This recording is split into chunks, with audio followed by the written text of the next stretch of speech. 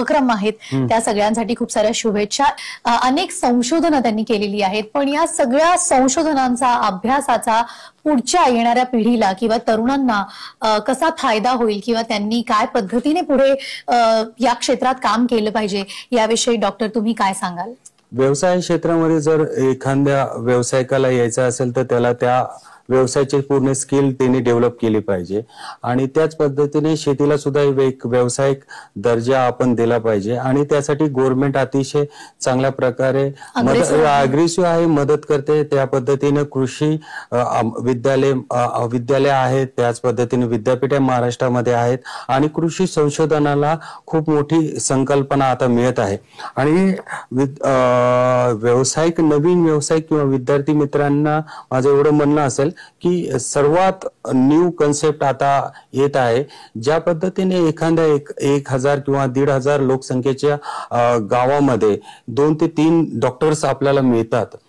आपल्यासाठी, त्याच पद्धतीने आता कृषी क्षेत्रात किंवा शेतीसाठी सुद्धा पदवीधर सुद्धा एक चांगल्या प्रकारचा तिथे डॉक्टर होऊ शकतो। कारण की काय झालंय की आता शेतीचं जे उत्पादन वाढवण्यासाठी काय झालंय की संपूर्ण संशोधनाची गरज आता आहे आणि त्यासाठी जर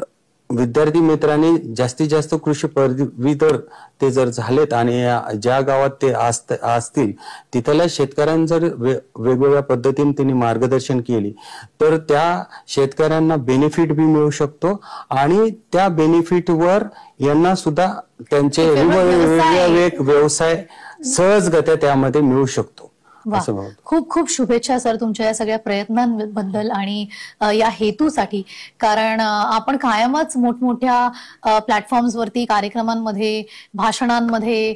मीडियामध्ये वाचत असतो शेतकऱ्यांच्या समस्या खूप आहेत पण त्यावर उपाय शोधणारी लोक खूप कमी आहेत आणि मला असं वाटतं की त्यातली एक व्यक्ती म्हणजे डॉक्टर प्रशांत तेलगड आहेत। फक्त समस्यांवर नाही तर उपायांबद्दल सुद्धा त्यांनी आपल्याला खूप गोष्टी सांगितल्या आहेत।